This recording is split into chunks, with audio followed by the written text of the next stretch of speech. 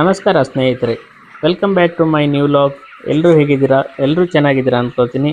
ಹಾಗೆ ನನ್ನ ಚಾನಲನ್ನು ಯಾರಾದರೂ ಹೊಸದಾಗಿ ನೋಡ್ತಾ ಇದ್ದು ನನ್ನ ವೀಡಿಯೋಸ್ ನಿಮಗೆ ಇಷ್ಟವಾದರೆ ದಯವಿಟ್ಟು ನನ್ನ ಚಾನಲನ್ನು ಸಬ್ಸ್ಕ್ರೈಬ್ ಮಾಡಿ ಸಪೋರ್ಟ್ ಮಾಡಿ ಅಂತ ಹೇಳ್ತಾ ಇವತ್ತಿನ ವಿಡಿಯೋವನ್ನು ಸ್ಟಾರ್ಟ್ ಮಾಡುವ.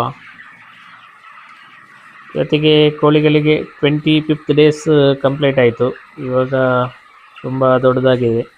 ಇನ್ನೊಂದು 3-4 ದಿನ ಬಿಟ್ಟರೆ ನಾವು ತಿನ್ಬೋದು ಅಂತೇಳಿದರೆ ತಂದೂರಿಗೆಲ್ಲ ಸೇಲ್ ಆಗುವಂಥದ್ದು 1.5 kg ಇಷ್ಟು ದೊಡ್ಡ ಕೋಳಿಗಳು ಮಾತ್ರ. 1.5 kg ಪಾಸ್ ಆದರೆ ಅವು ತಂದೂರಿಗೆ ಹೋಗೋದಿಲ್ಲ. ಒಂದು 500, ಒಂದು 600, ಮ್ಯಾಕ್ಸಿಮಮ್ ಒಂದು 700 ಇಂಥ ಕೋಳಿಗಳು ಮಾತ್ರ ತಂದೂರಿ ಚಿಕನ್ಗೆ ಹೋಗುವಂಥದ್ದು. ಇನ್ನೊಂದು 3-4 ದಿನ ಹೋದರೆ 1.5 kg ಬಾಡಿ ವೆಯ್ಟ್ ಬರ್ತದೆ. ನಾವು ತಿನ್ನಲಿಕ್ಕೆ ಈ ಥರ ಅಂತೇಳಿದರೆ ಹೆಂಗ್ ಅಂತೇಳಿದರೆ ಈ 32 ಡೇಸ್ ಒಳಗಿರುವಂಥ ಕೋಳಿಗಳು ತುಂಬ ಜ್ಯೂಸಿಯಾಗಿರ್ತದೆ, ತುಂಬ ರುಚಿ ಆಗಿರ್ತದೆ. ತುಂಬ ಕೋಳಿಗಳು ಬೆಳೆದಂತೆ ಅದು ನಾರಾಗ್ತಾ ಹೋಗ್ತದೆ, ಅಂತೇಳಿ ಗಟ್ಟಿಯಾಗ್ತಾ ಹೋಗ್ತದೆ. ಅದು ಅಷ್ಟೊಂದು ರುಚಿ ಸ್ವಲ್ಪ ಕಡಿಮೆ ಆಗ್ತಾ ಹೋಗ್ತದೆ. ಇಂಥ ಕೋಳಿಗಳು ತುಂಬ ಜ್ಯೂಸಿಯಾಗಿ ಟೆಂಡರ್ ಆಗಿರ್ತದೆ ಅಂತೇಳಿದರೆ ತುಂಬ ಎಳೆಯ ಕೋಳಿಗಳಲ್ಲ. ಇವಾಗ ತುಂಬ ಓಕೆ 35 ಡೇಸ್ ಕ್ರಾಸ್ ಆದರೆ ಇದು ಅಷ್ಟೊಂದು ಜ್ಯೂಸಿಯಾಗಿರೋದಿಲ್ಲ. ಇವಾಗ 28ಇಂದ ಒಂದು 32 ಡೇಸ್ ಒಳಗೆ ತಿನ್ನಲಿಕ್ಕೆ ತುಂಬ ಜ್ಯೂಸಿಯಾಗಿರ್ತದೆ, ಟೇಸ್ಟಿಯಾಗಿರ್ತದೆ. ಈ ಟೆಂಡರ್ ಚಿಕನ್ ಅಂತ ಕರೆಯೋದು ಇಂಥ ಕೋಳಿಗಳನ್ನೇ. ಒಂದು 500ರಿಂದ ಒಂದು 800 ಬಾಡಿ ವೆಯ್ಟ್ ಒಳಗಿನ ಕೋಳಿಗಳು ತುಂಬ ರುಚಿಯಾಗಿರ್ತದೆ. ಈ ನಮ್ಮ ಕಾಂಟ್ರಾಕ್ಟ್ ಫಾರ್ಮಿಂಗ್ ಬಿಸ್ನೆಸ್ಸಲ್ಲಿ ಹೇಗೆ ಅಂತ ಹೇಳಿದರೆ, ಕಂಪನಿಯವರಿಗೆ ಯಾವಾಗ ಮಾರ್ಕೆಟಲ್ಲಿ ಈ ಥರ ತಂದೂರಿ ಚಿಕನ್ ಅಂತೇಳಿದರೆ ಈ ಟೆಂಡರ್ ಚಿಕನ್ಗೆ ಬೇಡಿಕೆ ಜಾಸ್ತಿ ಆಗ್ತದೆ, ಆವಾಗ ನಾವು ಫಾರ್ಮರ್ಸ್ ಅವರಿಗೆ ಕೋಳಿಗಳನ್ನು ಕೊಡಲೇಬೇಕಾಗ್ತದೆ. ಅಂತೇಳಿದರೆ ನಮಗೆ ಅವರು ಇವಾಗ ಫಾರ್ ಎಕ್ಸಾಂಪಲ್ ನಾವು 1.5 kg ಬಂದಿರುವಾಗ ಅವರು ತಂದೂರಿಗೆ ಕೋಳಿಗಳನ್ನು ಲಿಫ್ಟ್ ತಗೊಂಡು ಹೋದರೆ ನಮಗೆ ಅವರು 500 ಗ್ರಾಮ್ಸನ್ನು ಬೋನಸ್ ಆಗಿ ಕೊಡ್ತಾರೆ. ಇವಾಗ ನಮ್ಮದು 2 kg ಬಾಡಿ ವೆಯ್ಟ್ ಹಾಕಿ ನಮಗೆ ಕ್ಯಾಲ್ಕುಲೇಟ್ ಮಾಡಿ ನಮಗೆ ಪೇಮೆಂಟ್ ಕೊಡ್ತಾರೆ. ನಮಗೇನು ಲಾಸ್ ಆಗೋದಿಲ್ಲ, ಕೊಡ್ಬೋದು. ಹೀಗೆ 1.5 kg ಬಾಡಿ ವೆಯ್ಟ್ ಕ್ರಾಸ್ ಆದ ನಂತರ ನಮಗೆ ಹೇಳಲಿಕ್ಕಾಗೋದಿಲ್ಲ. ಯಾಕಂತ ಹೇಳಿದರೆ ಯಾವಾಗ ಕೋಳಿಗಳು ಖಾಲಿ ಆಗ್ತವೆ ಅಂತ ನಮಗೆ ಹೇಳಲಿಕ್ಕಾಗೋದಿಲ್ಲ. ಅವರಿಗೆ ಬೇಡಿಕೆಗೆ ಅನುಗುಣವಾಗಿ ಕೋಳಿಯನ್ನು ತಗೊಂಡು ಹೋಗ್ತಾರೆ ಕಂಪನಿಯವರು. ಕೆಲವೊಮ್ಮೆ ಹೇಳಲಿಕ್ಕಾಗೋದಿಲ್ಲ, 50 ಡೇಸ್ ಆಗಿರೋದು ಇರ್ತದೆ. ಯಾಕೆಂದರೆ ಮಾರ್ಕೆಟಲ್ಲಿ ಬೇಡಿಕೆನೇ ಇರೋದಿಲ್ಲ. ಆವಾಗ ನಾವು 50 ಡೇಸ್ವರೆಗೂ ವೆಯ್ಟ್ ಮಾಡುವಂಥ ಪರಿಸ್ಥಿತಿನೂ ಬರ್ತದೆ. ಕೆಲವೊಮ್ಮೆ 30-35 ಡೇಸ್ಗೂ ಖಾಲಿಯಾಗೋದು ಇರ್ತದೆ. ಹಾಗೆ ನಿಮಗೆ ಇವತ್ತು ನಾನು ಒಂದು ಮುಖ್ಯವಾದ ವಿಷಯದ ಬಗ್ಗೆ ತಿಳಿಸಿಕೊಡ್ತೇನೆ. ಅದೇನಂತ ಹೇಳಿದರೆ, ಈಗ ನಾವು ಕೋಳಿ ಸಾಕಾಣಿಕೆಗೆ ಮುಖ್ಯವಾಗಿ ಬೇಕಿರುವಂಥದ್ದು ವಾಟರ್ ಸೋರ್ಸ್. ಈ ವಾಟರ್ ಸೋರ್ಸಿಗೆ ನಾವು ಸ್ಟೋರೇಜ್ ಮಾಡ್ಕೊಳ್ಬೇಕಾಗ್ತದೆ. ಮತ್ತು ಸ್ಟೋರೇಜ್ಗೆ ಎಷ್ಟು ಲೀಟ್ರ್ ಟ್ಯಾಂಕಿ ಬೇಕು, ಎಷ್ಟು ಕೆಪ್ಯಾಸಿಟಿ ಟ್ಯಾಂಕನ್ನು ನಾವು ಅಳವಡಿಸ್ಕೊಳ್ಬೇಕು, ಎಷ್ಟು ಕೆಪ್ಯಾಸಿಟಿಯ ಟ್ಯಾಂಕ್ ಇದ್ದರೆ ಒಳ್ಳೆಯದು, ಇದರ ಬಗ್ಗೆ ತಿಳ್ಕೊಳ್ಳೋಣ. ಇವಾಗ ನಾವೊಂದು 4,000-5,000 ಸಾವಿರ ಕೋಳಿ ಸಾಕಾಣಿಕೆ ಮಾಡಬೇಕಂತ ಹೇಳಿದರೆ ಇದು 2,500-3,000 ಲೀಟ್ರ್ ಕೆಪ್ಯಾಸಿಟಿಯ ಟ್ಯಾಂಕನ್ನು ನಾವು ಅಳವಡಿಸ್ಕೊಳ್ಬೇಕಾಗ್ತದೆ. ಇಷ್ಟೊಂದು ವಾಟ್ರನ್ನು ನಾವು ಸ್ಟೋರೇಜ್ ಮಾಡಿಕೊಳ್ಳೇಬೇಕು. ಒಂದು ದಿನಕ್ಕೆ ಆಗಿ ನೆಕ್ಸ್ಟ್ ಡೇಗೆ ಬರುವಂಥ ನೀರನ್ನು ಕೂಡ ಸ್ಟೋರ್ ಮಾಡಿ ಇಟ್ಕೊಳ್ಳೋದು ಮುಂಜಾಗ್ರತೆ ಕ್ರಮ ನಮ್ಮದು. ಯಾಕೆಂತೇಳಿದರೆ ಇನ್ ಕೇಸ್ ಎಲ್ಲಿಯಾದರೂ ಪವರ್ ಸಪ್ಲೈ ಇಲ್ಲ ಅಂತೇಳಿದರೆ ನಾವು ಒಂದು ದಿನದಲ್ಲಿ ನಾವು ಏನಾದರೂ ಅರೇಂಜ್ ಮಾಡಿಕೊಳ್ಳಿಕ್ಕೆ ಟೈಮ್ ಬೇಕು ನಮಗೆ. ಹಾಗಾಗಿ ಅಷ್ಟೊಂದು ಕೆಪಾಸಿಟಿಯ ಟ್ಯಾಂಕನ್ನು ಅಳವಡಿಸಿಕೊಳ್ಳೋದು ಒಳ್ಳೆಯದು. ಹಾಗೆ ಇವಾಗ 1 to 25th ಡೇಸು ಅದೊಂದು ಅರ್ಲಿ ಸ್ಟೇಜ್, ಅಷ್ಟೊಂದು ನೀರು ಬೇಕಾಗಿರೋದಿಲ್ಲ. ಈ ಆಫ್ಟರ್ 25 ಡೇಸ್ ತುಂಬ ನೀರು ಬೇಕಾಗ್ತದೆ. ಕೋಳಿಗಳು ದೊಡ್ಡದಾಗ್ತಾ ಹೋಗ್ತದೆ. ದಿನಕ್ಕೆ 100-150 ಗ್ರಾಮ್ ಫೀಡ್ ತಿನ್ನುವಾಗ ತುಂಬ ನೀರು ಬೇಕಾಗ್ತದೆ.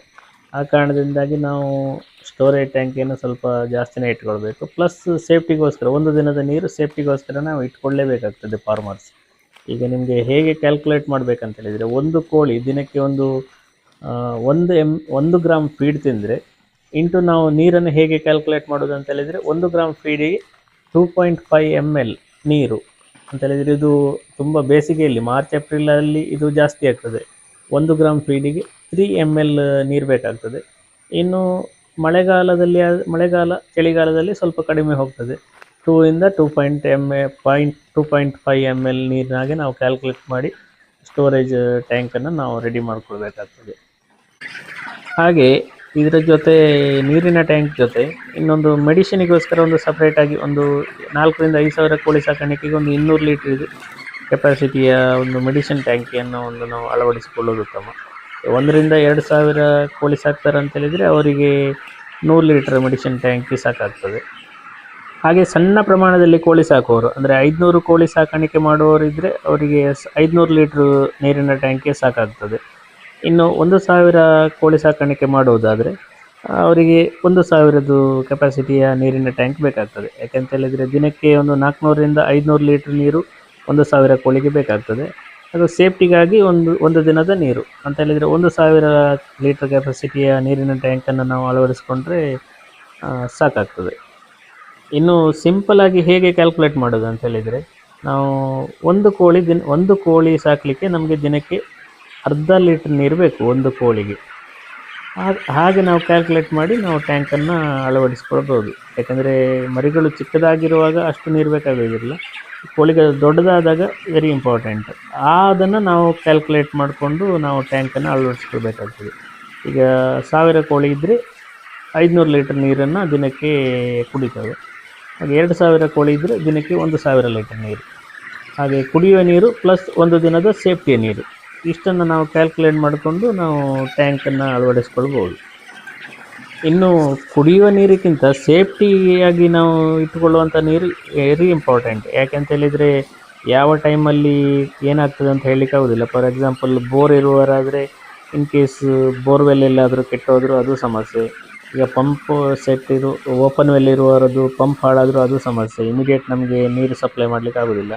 ಹಾಗಾಗಿ ನಾವು ಒಂದು ದಿನದ ಸೇಫ್ಟಿಗಾಗಿ ನಾವು ನೀರನ್ನು ಸ್ಟೋರೇಜ್ ಮಾಡಿಕೊಂಡಿದ್ದರೆ ನಮಗೆ ಇಮ್ಮಿಡಿಯೇಟ್ ಟೆನ್ಷನ್ ಆಗುವಂಥದ್ದು ತಪ್ತದೆ. ಒಂದು ದಿನದಲ್ಲಿ ನಾವು ಆಲ್ಟರ್ನೇಟಿವ್ ಹೇಗಾದರೂ ನಾವು ವಾಟರ್ ಸೋರ್ಸನ್ನು ನಾವು ರೆಡಿ ಮಾಡ್ಕೊಳ್ಬೋದು. ಯಾವುದೇ ರೀತಿಯಲ್ಲಾದರೂ ಇಮ್ಮಿಡಿಯೇಟ್ ನಾವು ಆ ದಿನದ ನೀರು ಆ ದಿನಕ್ಕೆ ಖಾಲಿಯಾಗಿ ನಮಗೆ ಬೇರೆ ನೀರನ್ನು ಸೋರ್ಸನ್ನು ನಾವು ರೆಡಿ ಮಾಡ್ಕೊಳ್ಳಿಕ್ಕೆ ಟೈಮ್ ಸಿಗಲಿಲ್ಲ ಅಂತೇಳಿದರೆ ಕೋಳಿಗಳು ಸಾಯೋ ಚಾನ್ಸಸ್ ಜಾಸ್ತಿ ಇರ್ತದೆ. ಹಾಗಾಗಿ ಇಮ್ಮಿಡಿಯೇಟಾಗಿ ನಾವು ನೀರು ಸಪ್ಲೈ ಮಾಡಲಿಕ್ಕೆ ಆಗೋದಿಲ್ಲ. ಆದ ಕಾರಣದಿಂದ ಒಂದು ದಿನಕ್ಕೋಸ್ಕರ ಸೇಫ್ಟಿಗೆ ನಾವು ನೀರನ್ನು ಇಟ್ಕೊಳ್ಳೇಬೇಕು. ಕೋಳಿಗಳು ಹೇಗೆ ಅಂತ ಹೇಳಿದರೆ ಒಂದು ದಿನ ಫೀಡ್ ಇಲ್ಲ ಅಂತ ಹೇಳಿದರೂ ಅಷ್ಟೊಂದು ದೊಡ್ಡ ಸಮಸ್ಯೆ ಆಗೋದಿಲ್ಲ, ಬದುಕ್ತವೆ. ಹಾಗೆ ವೆಯ್ಟ್ ಲಾಸ್ ಕೂಡ ಆಗೋದಿಲ್ಲ ಅಷ್ಟೊಂದು. ಇನ್ ಕೇಸ್ ನೀರಿಲ್ಲ ಅಂತ ಹೇಳಿದರೆ ತುಂಬ ಕಷ್ಟ. ಒಂದು ಕಡೆಯಿಂದ ಕೋಳಿ ಮಾರ್ಟಿಲಿಟಿನೂ ಆಗ್ತದೆ, ಇನ್ನೊಂದು ಬಾಡಿ ವೆಯ್ಟ್ ಕೂಡ ಲಾಸ್ ಆಗ್ತದೆ. ಯಾಕಂತ ಹೇಳಿದರೆ ಬಾಡಿಯಲ್ಲಿರುವ ವಾಟರ್ ಕಂಟೆಂಟನ್ನು ಅವು ಯೂಸ್ ಮಾಡ್ಕೊಳ್ತೇವೆ, ಆಟೋಮೆಟಿಕ್ಲಿ ಬಾಡಿ ವೆಯ್ಟ್ ಡೌನ್ ಆಗ್ತದೆ.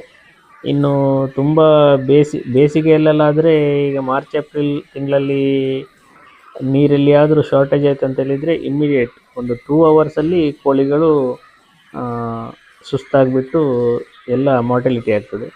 ಮಳೆಗಾಲ ಚಳಿಗಾಲದಲ್ಲಿ ಆಗಿದ್ರೆ ಸ್ವಲ್ಪ ಸರ್ವೈವ್ ಆಗ್ತದೆ, ಬಟ್ ಬಾಡಿ ವೆಯ್ಟ್ ಆಟೋಮೆಟಿಕ್ಲಿ ಕಳ್ಕೊಳ್ತದೆ.